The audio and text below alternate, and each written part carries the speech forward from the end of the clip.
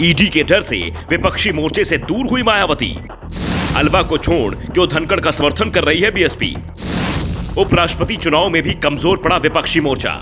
पहले राष्ट्रपति चुनाव और फिर उपराष्ट्रपति का, और दोनों ही बार यूपी में बीजेपी से दो हाथ करने वाली बीएसपी बीजेपी के पाले में ही दिखाई दे रही है। मायावती ने पहले राष्ट्रपति चुनाव में एनडीए उम्मीदवार द्रौपदी मुर्मू का समर्थन किया और अब उपराष्ट्रपति चुनाव में भी वो एनडीए उम्मीदवार जगदीप धनखड़ के पक्ष में दिखाई दे रही है। विपक्ष में रहते हुए मायावती ने विपक्षी उम्मीदवार से पूरी तरह से दूरी बना ली है। ऐसे में सवाल उठ रहे हैं कि आखिर मायावती विपक्ष के साथ क्यों नहीं है। द्रौपदी मुर्मू आदिवासी समुदाय से आती थी, उन्हें सिर्फ बीएसपी ने नहीं बल्कि जेएमएम जेडीएस का भी समर्थन मिला था, लेकिन धनखड़ के मामले में तो ऐसा नहीं था। फिर मायावती ने बीजेपी उम्मीदवार का ही पक्ष लिया है।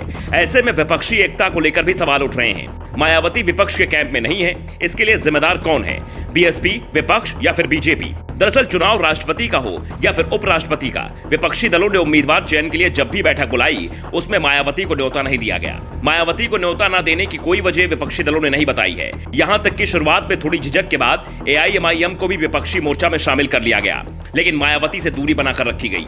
ऐसे में बीएसपी के पास दो ही विकल्प थे, पहला वोटिंग का बहिष्कार कर दिया जाए और दूसरा विपक्ष को अपनी ताकत का एहसास कराया जाए। यूपी विधानसभा में भले ही बीएसपी की ताकत घट गई हो, लेकिन संसद में अभी भी उसके पास 10 सदस्य हैं। ऐसे में खुद को नजरअंदाज किए जाने से मायावती नाराज थी और उन्होंने एनडीए उम्मीदवार के साथ जाने का फैसला किया। दूसरा बड़ा कारण था जगदीप धनखड़।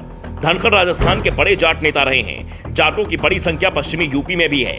यूपी के करीब 100 विधानसभा और 25 लोकसभा सीटों पर जाट मतदाता किसी भी दल की हार जीत का फैसला करने की हैसियत रखते हैं। हरियाणा और राजस्थान को मिला लिया जाए तो लोकसभा के करीब 50 सीटों पर जाट समुदाय की जबरदस्त पकड़ है और बीएसपी की नजरें भी इन्हीं सीटों पर टिकी हुई हैं। ऐसे में बीजेपी ने धनखड़ के सहारे जाटों को साधने की कोशिश भी की है और सबसे बड़ा कारण बीएसपी किसी भी कीमत पर यूपी में कांग्रेस को उभरने नहीं देखना चाहती, क्योंकि पार्टी को सबसे ज्यादा खतरा कांग्रेस से ही दिख रहा है। यूपी में बीएसपी कांग्रेस को कमजोर करके आगे बढ़ रही है। ऐसे में अगर कांग्रेस मजबूत होती है तो वो सबसे पहले बीएसपी के आधार में ही सेंधमारी करेगी। ऐसे में बीएसपी ने कांग्रेस के कैंप में न जाने का फैसला किया। मार्गरेट अलवा का कांग्रेस में लंबा राजनीतिक कैरियर रहा है। ऐसे में मायावती ने अलवा से दूरी बना ली। दूसरी ओर कांग्रेस नेता दावा करते हैं कि मायावती बीजेपी के दबाव में दिखाई दे रही हैं, क्योंकि उनके कार्यकाल में कुछ छोटे घोटाले सामने आए थे जिनकी जांच चल रही है और बीजेपी इसी का फायदा उठा रही है।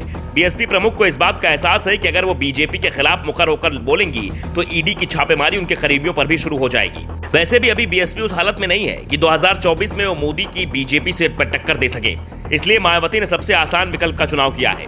यूपी में विधानसभा चुनाव 2027 में होने हैं, तब तक मायावती अपने आप को ताकतवर बनाएंगी। उनके निशाने पर अब 2024 नहीं बल्कि 2027 है, इसलिए वो केंद्र सरकार से टकराव टालने में जुटी हैं। केंद्र से टकराएंगी तो बीएसपी को अपनी पूरी ताकत खुद को बचाने में लगानी होगी। जिस मुश्किल से आज कांग्रेस, टीएमसी और शिवसेना गुजर रही है, वही हालत बीएसपी की भी हो सकती है।